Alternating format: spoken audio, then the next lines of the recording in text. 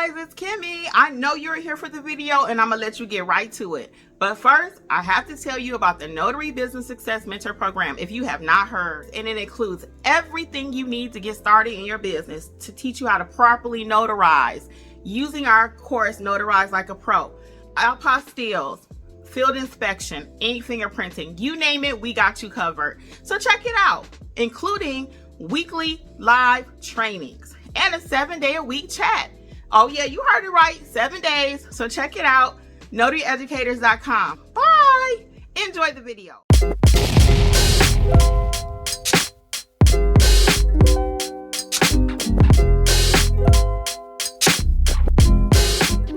With Kimmi. How's it going, people?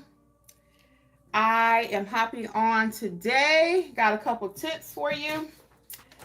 See, you got tips every day when you do this job, for real. I'm not just a YouTuber. Welcome, guys. I am Kimmi, your #1 notary educator. I teach notaries nationwide how to properly execute their notarial duties so they can have a profitable business for the long term. Yes, so you can make $100,000 a year and all that, but if you don't know what you're doing, you won't have a business.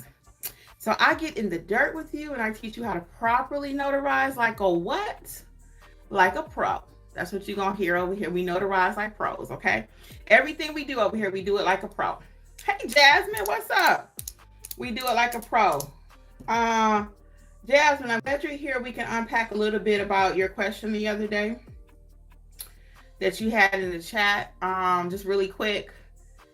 Yeah, so we'll talk about mentorship later, but I want to give you my tips and I'm gonna answer some of y'all questions here. Of course, that's what we do, right? Yeah, Jasmine. So I was saying another reason why, and this is just a conversation we had over in chat that's coming over here. We'll talk about that later. But short version, Jasmine, another reason why I don't like posting my prices, like I was saying in the chat, so add a little context to that, because sometimes we can't get so deep in the chat, like literally it's late at night, et cetera, is because you leave no room for negotiating. If you put on there, I charge $100 for a seller's package. Well, once you get all the details, it might have started at 100. But now you know, oh, this particular seller's package is 300 or 400 pages. Because I had one the other day. It wasn't a seller's package, it was a buyer's package, and I still wasn't expecting it. I was not expecting it to be 300 plus pages. I was not. So I went with the rate that they offered. However, again, had I had the chance to do that over, that would have been more. So I don't like to put myself in a box. Okay, that's another reason why I don't put my prices out there. And unless you're in the state of Texas, there are some states that require you to post your fees. Like Texas, you have to post your fees, but loan signing is completely different than your general notary work. So in your state, even for Texas, their per stamp fee, I think it's $10. They have to post that. But when they're doing loan signings, it could be 10 to 15 notarizations in there. They're just paid for the one bulk price. So it's a whole different ball game. I didn't create the system. That's just how the system is. So we want to play ball in that game. We got to follow the rules. So again, it's not going to be no cut and dry answer for every single thing. There's just not. Some stuff you just gonna have to think about it, make a business decision, and keep it going. So yeah, so you're saying you have to post your fees in Nevada. So yeah, if you got to post your fees, you got to post your fees. Not for loan signing. How should we ask how many pages the packet is? Yeah, because I should have asked. So in my situation the other day, I took that job because I really like working with that particular company, right? But when somebody calls me on the phone, I will ask them like direct. I'm like, how many pages is it sometimes? Because they know, sometimes they really don't know from signing companies. They just know it's a seller's package. They just know it's a buyer's package. They really don't know. So by the time you're trying to go back and forth with them, well, how many pages is it? If you're receiving a notification on your phone, I'm pointing in my watch, but I get notifications on my watch. That's why I'm pointing in my watch. But if you get a notification on your phone, on your watch or whatever, and you trying to go back and forth with them and say, hey, how many pages is that? They're not going to probably work with you. They're not. The pink is pinking, right?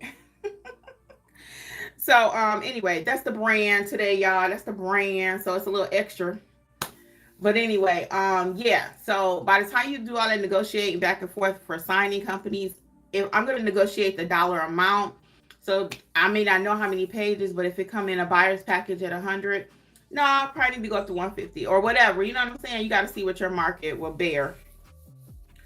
But yeah, so you don't have to, I would not recommend rather going back and forth with them trying to figure out how many pages it is. Either you're going to do it or you're not, you know? If I got a package and just, let's just say it was 400 pages, I realized as soon as I get it, right? And they kind of gave me a low ball offer. At that point, I probably would go back and say, hey, this package is actually a lot larger than a regular package, and request more money, because you know I'm big on not going back asking for additional funds. Okay. I don't like changing the price once we've agreed to something. I don't teach you to do that. I don't like you to do that. But there are extenuating circumstances with everything. That's why sometimes we just really have to think about the relationship. Think about, you know, how much you want to work with this person. Think about, have they given you business in the past? I think about all that kind of stuff when I'm pricing my services. I'm not just a one-hit wonder notary where I'm going to get all my money from you today. You're going to pay me $200-$300 today. I already know if I do that to you, you're not going to work with me again. And you've been doing it long enough where you can kind of know, you know, what's fair, what's not, and how to play the game. And I often refer to notary signing agents playing a game, because if you don't know, the signing companies are telling you, you know, whatever price they want to tell you, and you're like, sure, I'll take that. And you don't know, well, hey, I can negotiate. Oh, you can? But it's how you do it, okay? We're going to negotiate in a proper way, in a professional way. So we go over all of that kind of stuff in mentorship.